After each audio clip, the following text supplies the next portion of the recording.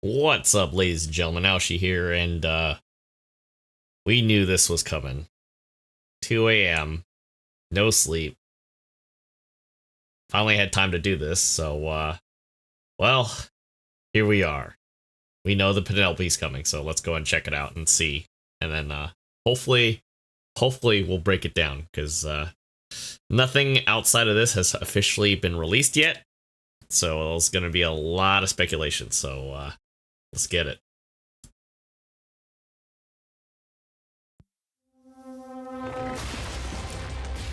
Oh, man.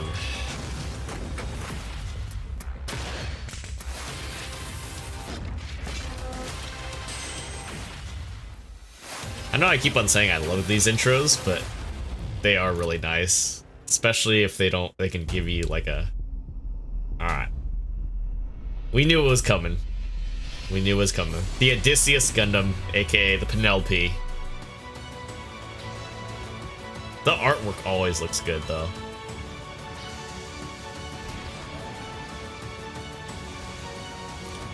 It's got a little flight mode, too. Alright. So, BR, okay. Alternate fire, maybe? Huh. Oh, twin sabers, okay. Okay, so yeah. So it's got a normal fire, it probably has a charge fire too. Okay. Rapid fire, particle cannon. Funnel missiles just like the ZI.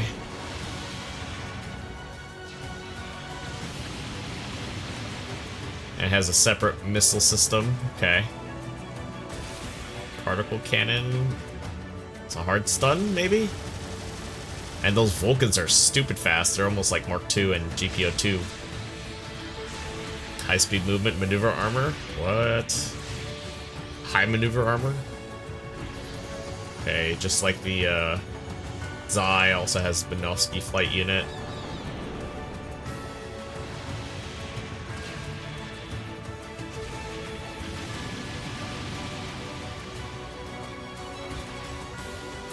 Limited flight time too. High speed movement, ram attack. Okay, so a little bit of the like Delta Chi there.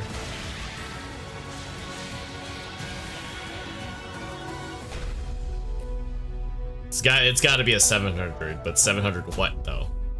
Okay, so tonight, 5-star. It's a raid. So they went with the Banshee route. Okay. All right, so let's go into this really quick. Okay. The first thing that we see, so basically it seems like, based on this, you have a separate sub-weapon version of the beam rifle. But more importantly, it seems like you have two modes of fire, just kind of throw out there a example, like Hainu. Hainu's got a stun, and then you have a charge burst fire. In this case, it's probably just a regular pew-pew, and then you charge the stun, I'm assuming. We can actually go back to this really quick and see. Really quick.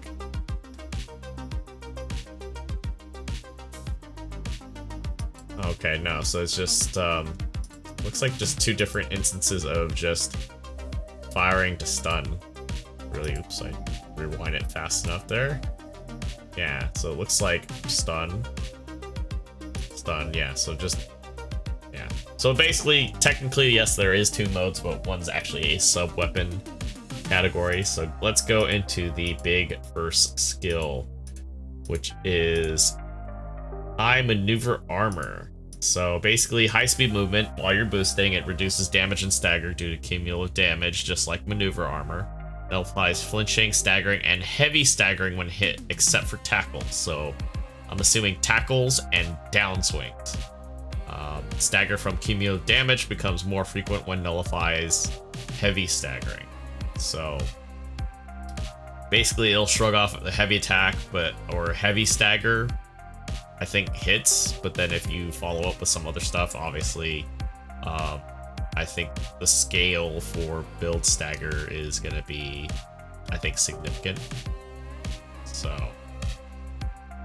I don't know. I'm pretty sure there's something slightly lost in translation, but that's the impression that I get with that.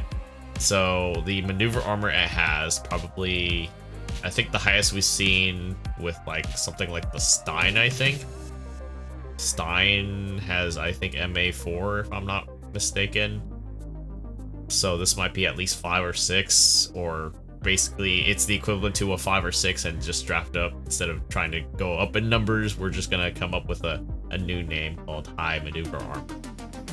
So yeah, that's gonna be interesting to say the least. Chances are, like, I think with 700, people are just gonna have to like just commit to try to not out prioritize. This thing's probably gonna be priority 3 right out the gate, but like you can still catch people off the side, or maybe try to, I don't know, throw a tackle out there, make somebody try to swing or something. I'm not. There's different ways to probably, you know, deal with this specific skill.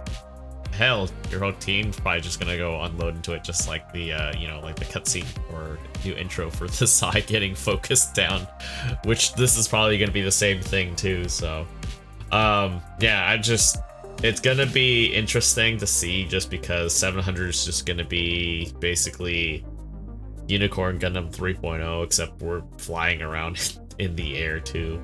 But no, realistically speaking, you know, joking aside, I don't think it's gonna be super crazy, but at the same time, because you're dealing with something that just shrugs off, just basically you're taking the envelope and sort of stretching out the process of, or not necessarily the process, but like the capability of it just shrugging off stuns and the build stun capacity. You're stretching that out even further, so it's just like there's a lot more emphasis for the team to focus that down. But at the same time, depending on how coordinated the enemy team is, that could be a problem, especially with the fact that this is a raid.